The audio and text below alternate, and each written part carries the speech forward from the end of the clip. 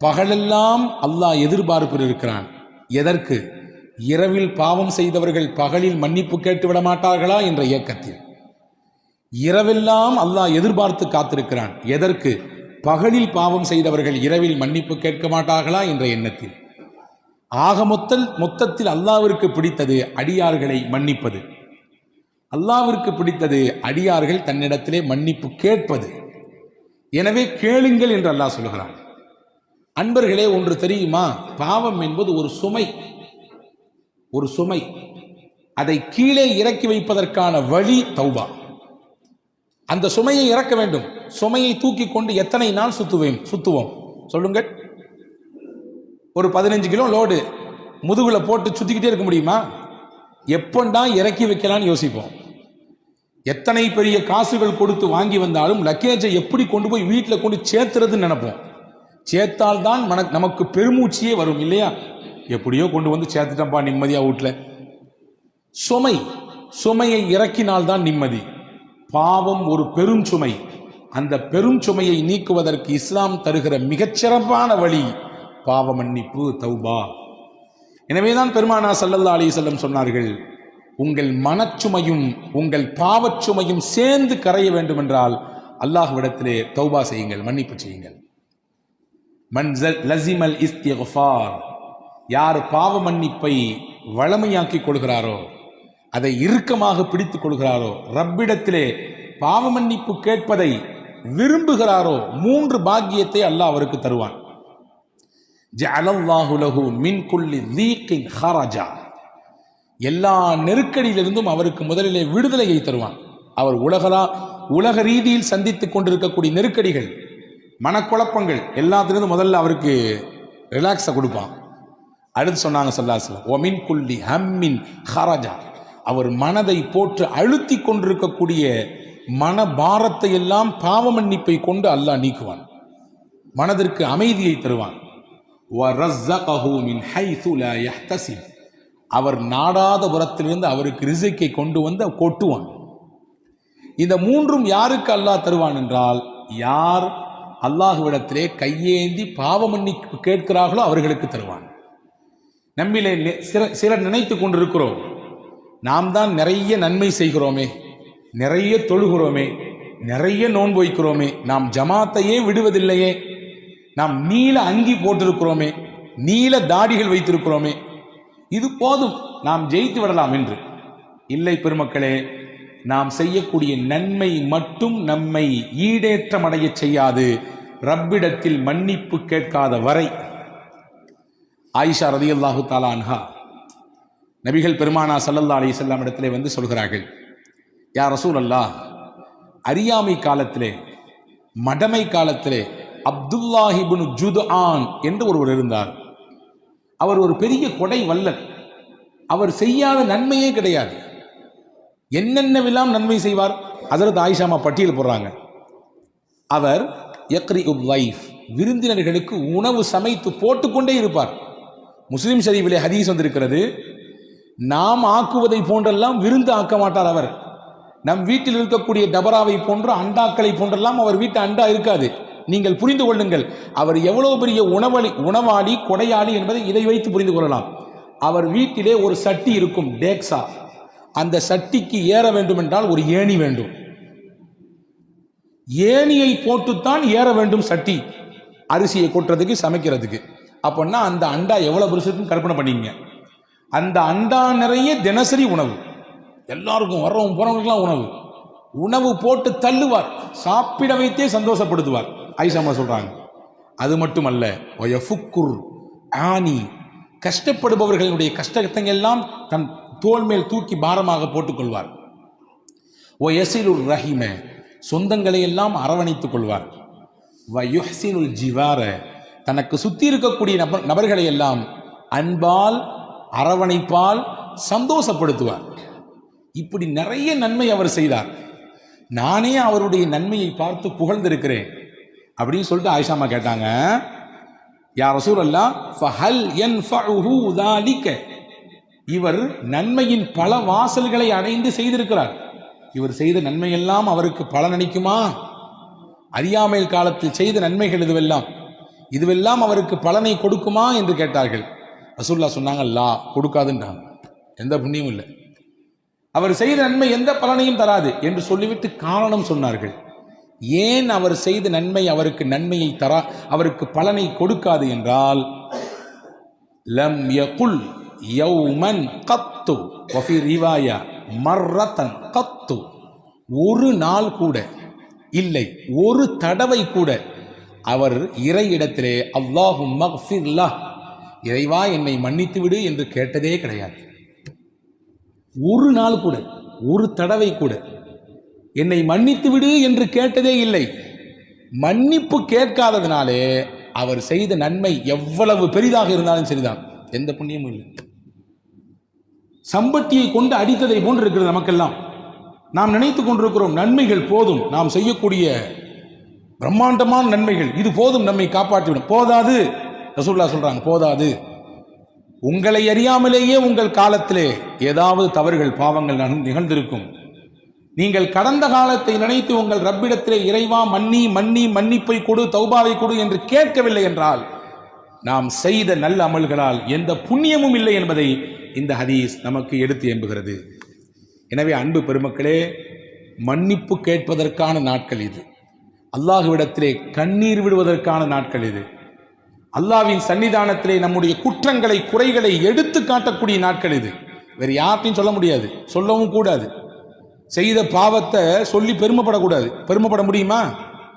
நான் செய்த பாவத்தை உங்களிடத்திலே சொன்னால் காரி துப்புகிற சூழல் எல்லாம் ஏற்படும் இல்லையா? யாரிடத்திலும் சொல்ல முடியாது. ஆனால் படைத்தவனிடத்திலே நான் சொல்லலாம். என்னை படைத்தவனிடத்திலே நான் என் குற்றங்களை சொல்லலாம், நான் பட்டியலிடலாம். இதெல்லாம் செய்தேன் இறைவா, எனக்கும் உனக்கும் மட்டும்தான் தெரியும். அந்த ராத்திரி, அந்த பகல், அந்த நாட்கள், என் வாலிப நாட்கள், என்னுடைய நல்ல சுகபோகமாக இருந்த நாட்கள், நான் ஓஹோ என்று வாழ்ந்த நாட்கள், அப்பெல்லாம் நடந்த பாவங்கள் இது என்று பட்டியலிட்டு அல்லாஹ்விடத்திலே மன்னிப்பு கேட்கக்கூடிய நாட்கள். இதை தவறவிட்டால், இந்த மன்னிப்பை நாம் இந்த ரமலானில் பெறவில்லை என்றால், என்னை விட நம்மை விட நஷ்டத்திற்குரியவர் உலகத்தில் யாரும் இல்லை. வியாபாரத்திலும் தொழிலும் நஷ்டம் அடைவது நஷ்டம் அல்ல, அது நஷ்டம் அல்ல. உலகத்தில் நஷ்டம் அடைவதுதான் நஷ்டம். ரமலானை அடைந்து இதிலே மன்னிப்பை பெறவில்லை என்றால் அதுதான் நஷ்டம். அந்த நஷ்டத்தை நாம் பெற்றுவிடக் கூடாது என்று பெருமானா ஸல்லல்லாஹு அலைஹி வஸல்லம் எச்சரிக்கிறார்கள். எனவேதான் நபிகள் சொன்னார்கள், இன்னி அஸ்தக்ஃபிருல்லாஹ், ஒவ்வொரு நாளும் நான் இஸ்திக்பார் செய்கிறேன். ரசூலுல்லாஹ் சொல்கிறார்கள், நான் ரப்பிடத்திலே பாவ மன்னிப்பு தருகிறேன். 70 தடவை அல்லாஹ்விடத்திலே அஸ்தக்ஃபிருல்லாஹ் அஸ்தக்ஃபிருல்லாஹ் அஸ்தக்ஃபிருல்லாஹ், இறைவா உன்னிடத்திலே பாவ மன்னிப்பு தருகிறேன், என்னை மன்னி என்று நான் கேட்கிறேன் என்றார்கள் பெருமானார். நபிகள் கேட்க வேண்டிய அவசியம் என்ன? யக்ஃபிரு லக்கல்லாஹு மா தகத்தம மின் தம்பிக வ மா தஅக்கர், குர்ஆனின் வார்த்தை இது. உங்கள் முன்பின் பாவம் எல்லாம் மன்னிக்கப்பட்டவர்கள் நீங்கள், பாவமே இல்லாத பரிசுத்தவான் நீங்கள். அந்த பூமான் நபி ஸல்லல்லாஹு அலைஹி வஸல்லம் அவர்கள் ஒவ்வொரு நாளும் பாவ மன்னிப்பு கேட்டார்கள் என்றால், நாமெல்லாம் எம்மாத்திரம், நம் வாழ்க்கையே பாவத்தில் தான் உலர்ந்து கொண்டிருக்கிறது. அபூ ஹுரைரா ரலியல்லாஹு அன்ஹு சஹாபாக்கள் முதன்மையான சஹாபி, ஹதீதை அறிவித்ததிலே எக்கச்சக்கமான நபிமொழிகளை அறிவித்திருக்கிறார்கள். இன்னைக்கு நமக்கு கிடைக்கக்கூடிய ஹதீதுகளிலே பெரும்பாலும் கிடைத்தது அந்த வழித்தொடரிலே கடைசியில் நபிக்கு முன்னால் இருப்பது சையதுனா அபூ ஹுரைரா ரலியல்லாஹு அன்ஹு. அவங்க வரலாற்றில் எழுதுறாங்க, ஒரு நாளைக்கு 12,000 தடவை இஸ்திக்பார் செய்வாங்க. எத்தனைங்க? 12 இல்லை, 12,000 தடவை. நம்மால் ஒரு நாளைக்கு 100 தடவைக்கு மேலே செல்வதற்கு கூட கஷ்டம். அபூ ஹுரைரா ரலியல்லாஹு அன்ஹு என்ற மகத்தான சஹாபி ஒரு நாளைக்கு 12,000 முறை செய்திருக்கிறார்கள் என்றால், நீங்களும் நானும் எவ்வளவு தூரம் அல்லாஹ்விடத்திலே மன்னிப்பை கோர வேண்டும்? மன்னிப்புக்கான வழிகளை நிறைய மார்க்கம் சொல்லித் தருகிறது. இந்த காரியத்தை செய்தால் உங்களுக்கு மன்னிப்பு உண்டு. சமூக அக்கறையோடு சில நேரங்களிலே நாம் செயல்பட வேண்டும். அதுவே நம்முடைய பாவத்திற்கு மன்னிப்பாக பரிகாரமாக ஆகிவிடும். ஹதீஸிலே வந்திருக்கிறது. அலி இப்னு அபீ தாலிப் ரலியல்லாஹு அன்ஹு ஹதீஸை அறிவிப்பு செய்கிறாங்க. ரசூலுல்லாஹ் சொன்னாங்க, மன் கஸ்ஸல மையித்தன், எவர் ஒருவர் இறந்து போன ஒரு மையத்தை குளிப்பாட்டுகிறாரோ சொல்லிட்டு சொன்னாங்க. அடுத்து 2வது, வக்கஃபனஹு, அந்த இறந்த மையத்துக்கு கஃனிடுகிறாரோ. 3வது சொன்னாங்க, வஹன்னகஹு, அந்த இறந்து போன மையத்திற்கு அத்தர் பூசுகிறாரோ. வஹமலஹு, இறந்த அந்த ஜனாசாவை தோளில் சுமந்து பள்ளிக்கு எடுத்துச் செல்கிறாரோ வசல்லா அலைஹி, அந்த ஜனாசாவின் இறுதி தொழுகையிலே பங்கெடுத்துக் கொள்கிறாரோ. 5 சொன்னாங்க ரசூலுல்லாஹ். எவர் மையத்தை குளிப்பாட்டுகிறாரோ, குளிப்பாட்டுதல் என்றால் நேரடியாக அல்லது அங்கே பக்கத்திலே ஒத்துழைப்பாக நிற்பது, பயப்பட தேவையில்லை, ஒதுங்கி நிற்க வேண்டிய அவசியம் இல்லை, யாரோ ஒருவர் வந்து செய்வார் என்று நாம் எதிர்பார்க்க வேண்டிய தேவையில்லை, களத்தில் நிற்பவர்கள் செய்யலாம். 2வது சொன்னாங்க கஃன் இடுதல், 3வது அத்தர் பூசுதல், 4வது தோளில் தூக்கி சுமந்து செல்லுதல், 5வது அந்த ஜனாசாவிலே பங்கெடுத்து தொழுதல். சொல்லிட்டு ஒரு செய்தி சொன்னாங்க, வலம் யுஃப்ஷ அலைஹி மா ரஆ, அந்த மையத்தின் எந்த குறையையும் அவர் வெளியே சொல்லாமல் விட்டுவிட்டார். சொல்லவே இல்லை. இருக்கலாம் சில சமயங்களிலே முதுகிலே புண் இருந்திருக்கலாம், பெரிய கீறல் இருக்கலாம், ஏதாவது சில பார்க்கக்கூடாத சில விஷயங்களை அந்த மையத்தின் உடம்பிலே பார்த்திருக்கலாம். எதையுமே அவர் வெளிக்காட்டவே இல்லை, கப் சிப்புன்னு இருந்தார். ரசூலுல்லாஹ் சொன்னாங்க, இந்த 5 செயலும் செய்த இந்த மனிதருக்கு அல்லாஹ் தரக்கூடிய கூலி என்ன தெரியுமா? ஹரஜ மின் ஹதீஅதிஹி மிஸ்ல மா வலதத்துஹு உம்முஹு, அன்று பிறந்த பாலகனை போன்று அவர் மாறிவிடுவார். எல்லா பாவத்தையும் அல்லாஹ் மன்னித்து விடுவார். அன்று பிறந்த பாலகன்றது எதுக்கு பயன்படுத்திருக்காங்க தெரியுமா? ஹஜ்ஜுக்கு பயன்படுத்தாங்க ரசூலுல்லாஹ். கயௌமின் வலதத்துஹு உம்முஹு, ஒருவர் ஹஜ்ஜி செய்கிறார் என்றால் ஹஜ்ஜிலே இருக்கக்கூடிய எல்லா சிரமங்களையும் ஏற்றுக்கொண்டு அந்த குறிப்பிட்ட நாட்கள் மினாவிலே, முஸ்தலிஃபாவிலே, அரஃபாவிலே எல்லாம் முடிந்து அவர் ஊருக்கு வருகிற போது பெருமானார் சர்டிபிகேட் கொடுக்குறாங்க, அங்கீகாரம். கயௌமின் வலதத்துஹு உம்முஹு, அன்று பிறந்த பாலகன். இந்த அன்று பிறந்த பாலகன் என்பதை நீங்கள் அடைய வேண்டும் என்றால், பாவமே இல்லாத பச்சிடம் குழந்தையை போன்று உங்களுடைய நிலைப்பாடு ஆக வேண்டும் என்றால், ரசூலுல்லாஹ் சொன்னாங்க, சமூக அக்கறையோடு இறந்து போன ஜனாசாவில கலந்துக்குங்கன்றாங்க. ஒதுங்கி நின்று வேலைக்கு பார்க்க நிறைய பேர் பயப்படுறாங்க. சொந்த அப்பா இறந்திருக்காரு, குளிப்பாட்டுங்க, எனக்கு தெரியும், ஐயோ எனக்கு பயமா இருக்கு சொல்லுவதை பார்க்கிறோமா இல்லையா? நகரங்களிலே இது மிகுதி, கிராமங்களிலே முண்டி அடித்துக் கொண்டு வருகிறார்கள். நான் குளிப்பாட்டுகிறேன், நான் கஃன் செய்கிறேன், நான் வந்து தூக்குகிறேன், நான் குளிக்குள்ளே இறங்குகிறேன். பெத்த புள்ள ஓரத்துல வேடிக்கை போறாரு. யாராவது வந்து குளிப்பாட்டுங்களேன், யாராவது வந்து கஃன் புரிங்களேன். எங்க அப்பாவுக்கு வந்து முதல் அந்த அடிக்கழுகக்கூடிய அந்த குளிப்பு கசாப் மாத்திரன்னு சொல்றாங்க, அதை செய்ய வாருங்களேன். இது ஒவ்வொரு முஸ்லீமும் செய்ய வேண்டியது, குறிப்பிட்ட ஒருவருக்கு காசு கொடுத்து செய்ய வேண்டிய பணி அல்ல. சமூகம் புல்வாங்கிக் கொள்ள வேண்டும். அது என்னமோ தீண்டத்தகாத செயலை போன்று இன்று சமூகம் பார்த்து கொண்டிருக்கிறது. ஒவ்வொரு முஸ்லீமும் தெரிந்து வைத்திருக்கக்கூடிய விஷயம். ஏனென்றால் நானும் நாளைக்கு மையத்தான், நானும் நாளைக்கு அதே இடத்தில் போய் இருக்க போகிறேன். என்னையும் ஒருவர் குளிப்பாட்ட போகிறார், ஒருவர் கஃன் செய்ய போகிறார். அதை தெரிந்து வைத்துக் கொள்வதில் என்ன தப்பு இருக்கிறது? அதை செய்வதில் எந்த தயக்கம் இருக்கிறது? எனவே அன்பு பெருமக்களே, அதை செய்தால் உங்களுக்கு எவ்வளவு பெரிய கூலி கிடைக்கும் என்றால் பெருமானார் சொல்கிறார்கள், அன்று பிறந்த பாலகனாக அல்லாஹ் உங்களை மாற்றி விடுவான். இது ஒரு விஷயம். சமூக பார்வையோடு இருங்கள். 2வது இபாதத்தில் கவனம் எடுங்க. ரசூலுல்லாஹ் சொன்னாங்க 3 விஷயம். ஜும்மா தொழுகைக்கு பள்ளிவாசலுக்கு ஒருவர் நடந்து வந்தார். ரசூலுல்லாஹ் சொல்றாங்க, ஜும்மா தொழுகைக்கு முடிந்த அளவுக்கு நடந்து வருகிறார். 2வது சொன்னாங்க, வல் ஜுலூசு ஃபில் மஸாஜிதி ஹல்ஃப ஸலா, தொழுது முடிச்ச பின்னாடி வேக வேகமா எஞ்சி போயிடாம அந்த தொழுத இடத்திலே கொஞ்ச நேரம் உட்கார்ந்து இருந்தார். எப்பண்டா இமாம் சாப் சலாம் கொடுப்பாரு எந்திரிச்சு போலான்னு என்பதுதான் இனி நம்மிலே பலருடைய சிந்தனை. ரசூலுல்லாஹ் சொன்னாங்க, தொழுது முடிச்சுட்டு அந்த தொழுத இடத்திலே உட்கார்ந்துருக்கணும்.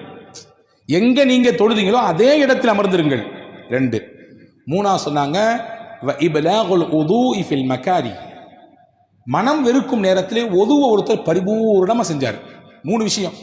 ஜும்மாவுக்கு முடிந்த அளவுக்கு நடந்து வந்தார், தொழுத இடத்திலேயே அமர்ந்திருந்தார், ஒதுவை மனம் வெறுக்கும் சமயத்திலும் கூட பரிபூர்ணமாக செய்தார். ரசூலுல்லாஹ் சொன்னாங்க, இந்த 3ம் எவ்வளவு பெரிய பாக்கியம் தெரியுமா? தாலிக ஆஷ பி கைரின் வ மாத்த பி கைரின், இந்த 3ஐயும் அவர் தொடர்ச்சியாக பின்பற்றினால் நலவோடு வாழ்வார், இந்த உலகத்தை விட்டு மரணிக்கின்ற பொழுதும் நலவோடு மரணிப்பார். சொல்லிட்டு சொன்னாங்க, இந்த 3ஐயும் பின்பற்றக்கூடியவர் வக்கான மின் ஹதீஅதிஹி கயௌமின் வலதத்துஹு உம்முஹு, அன்று பிறந்த பாலகடை போன்று இருக்கிறார். பாவத்தை எல்லாம் அல்லாஹ் அழிச்சிடறான். அவர் செய்த பாவத்தை எல்லாம் அல்லாஹ் அழித்து விடுகிறான். அன்று பிறந்த பாலகனை போன்றாகிறார் என்றார்கள் பெருமானார் ஸல்லல்லாஹு அலைஹி வஸல்லம். இப்போ பாவத்தினுடைய அழிப்புக்கு நிறைய வழிகள் இருக்கிறது. அதையெல்லாம் தேடி தேடி செய்பவர்களாக நாம் இருக்க வேண்டும். அதே போன்றுதான் ரமதானுடைய விஷயத்தை பற்றி பேசும் பொழுது சொன்னார்கள் பெருமானார் ஸல்லல்லாஹு அலைஹி வஸல்லம், மன் சாமஹு வ காமஹு ஈமானம் வஹ்திசாபா, இறை நம்பிக்கையோடு இறைவன் நன்மை தருவான் என்ற ஆதரவோடு, இந்த ரெண்டும் தான் நம்முடைய நோக்கமாக இருக்க வேண்டும். நம்முடைய தொழுகையில், நம்முடைய நோன்பில் இந்த ரெண்டை தாண்டி வேறு எந்த பார்வையும் தேவையில்லை. உளப்பூர்வமான இறை நம்பிக்கை, நாம் செய்யக்கூடிய இந்த அமல்களுக்கு என் ரப்பு தான் எனக்கு கூலி தரணும். அந்த எண்ணத்திலே யார் ரமதானில் பகலின் நோன்பிருந்து பிளஸ் சேர்த்து சொல்றாங்க இரவு வணக்கத்தில் பங்கெடுத்தாரோ, நான் எதற்கு இதை அழுத்தி சொல்கிறேன் என்றால், நோன்பு மட்டும்தான் போதும் என்று நினைக்கக்கூடிய நமக்கு ரசூலுல்லாஹ் உணர்த்துகிறார்கள், உங்கள் பாவ மன்னிப்புக்கு நோன்போடு சேர்ந்து இன்னொரு அம்சமும் இருக்க வேண்டும், அதிலும் கவனம் எடுத்துக் கொள்ளுங்கள். அதுதான் இரவு தொழுகை. இரவு தொழுகையும் நோன்பும் சேர்ந்து இருக்கக்கூடியவருக்கு ரசூலுல்லாஹ் கொடுக்கக்கூடிய கிஃப்ட் என்ன? ஹரஜ மின் துனூபிஹி கயௌமின் வலதத்துஹு உம்முஹு. இவரும் அன்று பிறந்த பாலகன், அன்னைக்கு பிறந்த குழந்தையை போன்று, எப்படி குழந்தை அப்பழுக்கற்ற பாவமில்லாத பிள்ளையாக இருக்குமோ பரிசுத்தமாக, அப்படியே நோன்பையும் இரவு தொழுகையும் ரமதானிலே பேணி பாதுகாக்கக்கூடிய மக்கள் அந்த ரமதானை விட்டு விடை பெறுகிற பொழுது பச்சை புள்ள மாதிரி இருப்பாங்க. பாவமே இல்லாத பிள்ளையாக இருப்பார்கள், பாவமே இல்லாத பரிசுத்தவான்களாக இருப்பார்கள் என்றார்கள் பூமான் நபி ஸல்லல்லாஹு அலைஹி வஸல்லம். இப்ப இபாதத்தில் நமக்கு கிடைக்கக்கூடிய மன்னிப்பு, சமூக செயல்பாடுகளில் நமக்கு கிடைக்கக்கூடிய மன்னிப்பு, சின்ன சின்ன விஷயமாக கருதக்கூடிய விஷயங்களில் அதை கவனம் எடுக்கிற பொழுது நமக்கு கிடைக்கக்கூடிய மன்னிப்பு. ஒன்றும் இல்லை, சாப்பிட்றீங்க, டெய்லி நம்ம எல்லாரும் சாப்பிட்றோம். நாம் சாப்பிட்டு முடித்தவுடன் என்ன சொல்லுகிறோம்? சாப்பிட பொழுதும் என்ன சொல்லுகிறோம் தெரிவதில்லை, எதையோ சொல்லிக்கொண்டு சாப்பிடுகிறோம், எதையோ பார்க்கிறோம். சாப்பிட்டு முடிகிற நேரம் பல நபர்களுக்கு சாப்பாடு முடிந்ததா இல்லையா என்பது கூட தெரிவதில்லை, உணர்வதில்லை. ரசூலுல்லாஹி ஸல்லல்லாஹு அலைஹி வஸல்லம் சொன்னாங்க, சாப்பிட்டு முடிச்ச உடனே ஒரு துஆ இருக்குது, ரொம்ப பெருசெல்லாம் இல்லை. அல்ஹம்துலில்லாஹில்லதி அத்அமனி ஹாதா வரஸகனீஹி மின் கைரி ஹவுலி மின்னி வலா குவா. அவ்வளவுதான். யார் ஒவ்வொரு நாளும் உணவு அருந்தியதற்கு பிறகு, இறைவா நீனே எனக்கு இந்த உணவை கொடுத்தாய், என் உழைப்பு என்னுடைய முயற்சி எதுவும் இல்லை, ஒரு கவள உணவு நம் கையில் கிடைக்கிறது என்றால், ஆய்வாளர்கள் எழுதுகிறார்கள், ஒரு கவளம் உணவு நம் கையில் கிடைக்க வேண்டும் என்றால் 32 பேர் உழைத்தால் தான் அந்த ஒரு கவள உணவு கிடைக்கும். ஒரே ஒரு பிடி உணவு எத்தனை பேருடைய உழைப்பு இருக்குது? 32 பேருடைய உழைப்பு இருக்கிறது. அதிலே உழக்கூடியவர், அதை பயிரிடக்கூடியவர், அதை பராமரிக்கக்கூடியவர், அதை நெல்லிலிருந்து அரிசியாக மாற்றுபவர், இப்படி போகுது. அது 32 பேருடைய உழைப்பு. எந்த கஷ்டமும் இல்லாமல் எனக்கு உணவை தந்தாய், என் முயற்சி இல்லை, என்னுடைய திறமை இதில் இல்லை, உனக்கே எல்லா புகழும். அதான் இதான் அர்த்தம். ரசூலுல்லாஹ் சொன்னாங்க, யார் இதை சொல்றாங்களோ குஃபிர லஹு மா தகத்தம மின் தம்பிஹி வ மா தஅக்கர், அவர் முன் பின் செய்த எல்லா பாவத்தையும் அல்லாஹ் மன்னிச்சிடுறான். அல்லாஹு அக்பர். ஒவ்வொரு நாளும் சாப்பிடும் பொழுது என்னவெல்லாம் சாப்பிடுகிறோமோ அந்த சாப்பாட்டுக்கு பிறகு இந்த துவாவை ஓதிவிட்டால் உங்களுக்கு மன்னிப்பு மொத்தமாக கிடைத்து விடுகிறது, ஹோல்சலாக கிடைத்து விடுகிறது. பெருமானா ஸல்லல்லாஹு அலைஹி வஸல்லம் இப்படி மன்னிப்புக்கான வழி எங்கெங்கெல்லாம் இருக்கிறது என்பதை பெருமானா ஸல்லல்லாஹு அலைஹி வஸல்லம் தேடி தேடி உம்மத்துக்கு அறிவித்துக் கொடுத்திருக்கிறார்கள். எனவே அந்த மன்னிப்பை இந்த ரமதானில் நாம் முழுமையாக பெற்றுவிட வேண்டும். ஒவ்வொரு நாளும் இந்த ரமதானிலே, குறிப்பாக இந்த 10 நாட்கள், நீங்கள் இரவினுடைய பிற்பகுதியிலே, குறிப்பாக தஹஜ்ஜுடைய சமயத்திலே அல்லாஹ்விடத்திலே இருகரமேந்தி துஆ செய்ய வேண்டும். நம் பாவங்களை பட்டியலிட வேண்டும், நம்முடைய தவறுகளை, குற்றங்களை இறைவனிடத்திலே ஒப்புக்கொள்ள வேண்டும். அது அல்லாஹ்வுக்கு ரொம்ப பிடிக்கும். என்னுடைய அடியான் நான் செஞ்ச தப்பெல்லாம் ஒத்துக்கிட்டு எனக்கு முன்னாடி அப்படியே உட்கார்ந்துருக்கான் பாருங்களேன் என்று பெருமை பாராட்டுவான். தப்பையெல்லாம் ஒத்துக்கொள்கிறான். நீ இல்லாமல் நான் இல்லை, இறைவா நீ மன்னிக்கவில்லை என்றால் நான் என் கதி அவ்வளவுதான், அழிந்தே போய்விடுவேன் என்று ஒரு அடியான் சொல்லும் நேரத்திலே உச்சபட்சமான மகிழ்ச்சியில் அல்லாஹ் திளைக்கிறான். என் அருளின் மீது எவ்வளவு பிரியம் இவனுக்கு, என் மன்னிப்பின் மீது எவ்வளவு ஆதரவு இவனுக்கு, நிச்சயம் இவனை நான் மன்னிப்பேன் என்று அல்லாஹ் சொல்கிறான். எவ்வளவு பெரிய குற்றம் செய்தாலும், எவ்வளவு பெரிய தவறுகள் செய்தாலும் மன்னிப்பு கேட்கக்கூடியவர்களுக்கு அல்லாஹ் தன் அந்த அருளின் வாசலை, மன்னிப்பின் வாசலை திறந்தே வைத்திருக்கிறான், மூடுவதே கிடையாது. தௌபாவின் வாசல் என்பது மௌத்து, ரூஹு, தொண்டை குழியை அடையும் வரை அல்லாஹ் திறந்து வைத்திருக்கிறான். அதனால கடைசி காலத்தில் பார்த்துக்கலாம்னு சொல்லி அடுத்த வருஷம் ரமதானுக்கு விட்டுறாதீங்க. ஒவ்வொரு வருடமும் கேட்க வேண்டும், ஒவ்வொரு நாளும் மன்னிப்பை கேட்க வேண்டும். அல்லாஹுவின் மன்னிப்பு விசாலமானது என்பதை ரசூலுல்லாஹ் இப்படி விவரித்து காட்டுகிறார்கள். ஒரு ஹதீஸை சொல்லி முடிக்கிறேன். அஸ்தக்ஃபிருல்லாஹ் என்று சொல்லி நாம் பாவ மன்னிப்பு தேடுகிறோம். ஒரு சில வார்த்தைகளை மட்டும் கூட்டி சேர்த்துக் கொள்ளுங்கள். அஸ்தக்ஃபிருல்லாஹல் அலியுல் அதீம் அல்லதீ லா இலாஹ இல்லா ஹுவல் ஹய்யுல் கய்யூம் வ அதூபு இலை. இது ஒரு இஸ்திக்ஃபார். ரசூலுல்லாஹ் சொல்லிக் கொடுத்த இஸ்திக்ஃபார். இங்கே நம்முடைய பள்ளியிலே நாம் இஃப்தாருடைய சமயத்திலே ஜிக்ர் மஜ்லிஸ் நடத்துகிறோம். அந்த சமயத்தில் இந்த இஸ்திக்ஃபார் சொல்லி தரப்படும். அஸ்தக்ஃபிருல்லாஹல் அலியுல் அதீம் அல்லதீ லா இலாஹ இல்லா ஹுவல் ஹய்யுல் கய்யூம் வ அதூபு இலை. இது 3 தடவை ஒருவர் சொல்கிறார். 3 தடவை. ரசூலுல்லாஹ் எவ்வளவு பெரிய கூலி சொன்னாங்க தெரியுமா? 5 பாக்கியம் கிடைக்கும் அவருக்கு. 5 பாக்கியம். வெறும் 3 தடவை தான். வெறும் 3 தடவை 5 பெரும் பாக்கியம். 1, அவர் போர்க்களத்திலிருந்து புறமுதுகிட்டு ஓடி இருந்தாலும் அல்லாஹ் பாவத்தை மன்னிச்சிடறான். போர்க்களத்திலிருந்து புறமுதுகிட்டு ஓடுறது இருக்க பெரிய பாவத்தில் கட்டுப்பட்டது. 7 பெரும் பாவங்களில் கட்டுப்பட்டது. களத்துக்கு போயாச்சுன்னா பேக் அடிக்கக்கூடாது, பின்னால் வரக்கூடாது, நிற்கணும், வாழ்வோ சாவோ அந்த போர்க்களத்தில் நின்று எதிர்கொள்ள வேண்டும். ஆனால் ஒருத்தர் போர்க்களத்திலிருந்து புறமுதுகிட்டு ஓடிவிட்டார். அந்த பாவத்தையும் கூட அழிப்பதற்கு இந்த ஒரு இஸ்திக்ஃபார் போதும் நாங்கள் சொல்லலாம். 2வது சொன்னாங்க, அவருடைய பாவம் கடல் நுரையளவு பெருக்கெடுத்து இருந்தாலும் சரிதான். கடல் நுரை என்ன முடியுமா? எவ்வளவுன்றது அளக்க முடியுமா? அவ்வளவு இருந்தாலும் இந்த இஸ்திக்ஃபாரை 3 முறை சொன்னால் போதும், அல்லாஹ் மன்னிப்பான். மரத்தின் இலைகள் உலகத்தில் எத்தனை உண்டு எண்ணுங்கள். எண்ணி சொல்ல முடியுமா? முடியாது. அவ்வளவு அதிகமாக அவருடைய பாவம் இருந்தாலும் அல்லாஹ் மன்னிக்கிறான். மணலின் அந்த துகள் எவ்வளவு இருக்கிறது உலகத்திலே? ஒரு கைப்பிடி மண்ணை எடுத்து இது எத்தனை துளிகள் இருக்கிறது எண்ணி என்று ஒரு கையிலே கொடுத்தால் என்ன முடியுமா? எண்ணி காட்ட முடியுமா? முடியாது. ஒட்டுமொத்த உலகத்தின் மண்ணின் துகள்கள் எவ்வளவு என்பதை கணக்கிட முடியாது.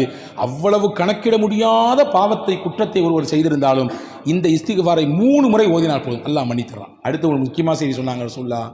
வாழ்நாள், உலகம் தோன்றிய நாளில் இருந்து உலக அழிவு நாள் வரை நாட்களின் எண்ணிக்கை எத்தனை? வாரத்தின் எண்ணிக்கையை கேட்டால் நாம் சொல்லுவோம், மாதத்தின் எண்ணிக்கையை கேட்டால் சொல்லுவோம், வருடத்தின் எண்ணிக்கையை கேட்டால் சொல்லுவோம். எங்க அத்தா எத்தனை வருஷம் வாழ்ந்தாருன்னு கேட்டா வருஷத்தை சொல்லுவோம், 63 வருஷம் வாழ்ந்தாருன்னு சொல்லி. உலகத்தினுடைய நாட்களின் எண்ணிக்கை எத்தனை நமக்கு தெரியுமா? ஆதம் அலைஹிஸ்ஸலாம் தோன்றிய நாளிலிருந்து உலக முடிவு நாள் வரை எத்தனை நாட்கள் இருக்கிறது தெரியாது, எண்ண முடியாது, சாத்தியமில்லை. ரசூலுல்லாஹ் சொன்னாங்க, எப்படி எண்ண முடியாத நாட்கள் உலக வாழ்நாளிலே இருக்கிறதோ அவ்வளவு எண்ண முடியாமல் ஒரு பாவத்தை வைத்திருந்தாலும் இந்த ஒரு இஸ்திக்ஃபார் 3 தடவை சொன்னால் அல்லாஹ் அவருடைய பாவத்தை எல்லாம் மன்னித்து விடுகிறார். சொல்லலாமா? இன்ஷா அல்லாஹ். அல்லாஹ் தௌஃபீக் செய்வானாக. இந்த புனிதமான ரமதானிலே, இந்த மக்ஃபிரத்தினுடைய பத்திலே அல்லாஹ் தன்னுடைய மன்னிப்பை பரிபூரணப்படுத்துவானாக. நம் எல்லோருக்கும் தன்னுடைய அருளையும் தன்னுடைய மன்னிப்பையும் கொடுத்து நம்மை அழகுபடுத்துவானாக, நம்மை தூய்மைப்படுத்துவானாக. எப்படி தங்கத்தை உருக்குகிற பொழுது அழுக்கெல்லாம் வெளியே வருகிறதோ, இப்படி நாம் நோன்பிருந்து நாம் செய்யக்கூடிய இபாதத்தை கொண்டு நம்மிடத்தில் தேங்கியிருக்கக்கூடிய பாவம் என்ற அழுக்கை எல்லாம் அல்லாஹ் நீக்கி விடுவானாக. தூய்மையானவர்களின் பட்டியலில் அல்லாஹ் சேர்த்துக் கொள்வானாக. பரக்கத்திற்காக ஒரு தடவை இந்த சலவாத், இந்த இஸ்திக்ஃபாரை சொல்லித் தருகிறேன். தாங்கள் எல்லோரும் சொல்லுங்கள். தெரிந்தவர்கள் இதை மறுபடியும் சொல்லுங்கள். தெரியாதவர்கள் தேடி கண்டுபிடித்தாவது கேட்டாவது நீங்கள் சொல்லி வாருங்கள். ஒரு தடவை சொல்லுங்கள். அஸ்தக்ஃபிருல்லாஹ் அல் அலியுல் அதீம் அல்லதி லா இலாஹ இல்லா ஹுவல் அல் ஹய்யுல் அல் கய்யூம் வ அதூபு இலைஹி. வல்ல ரஹ்மான் அல்லாஹ் நம்முடைய எல்லா விதமான குற்றங்குறைகளையும் மன்னித்து இது போன்ற பல ரமதான்களை நம்முடைய வாழ்நாளிலே சந்திப்பதற்கு தௌஃபீக் செய்வானாக. ஆமீன். வாஹிரு தாவான் அல்ஹம்துலில்லாஹி ரப்பில் ஆலமீன். அஸ்ஸலாமு அலைக்கும்.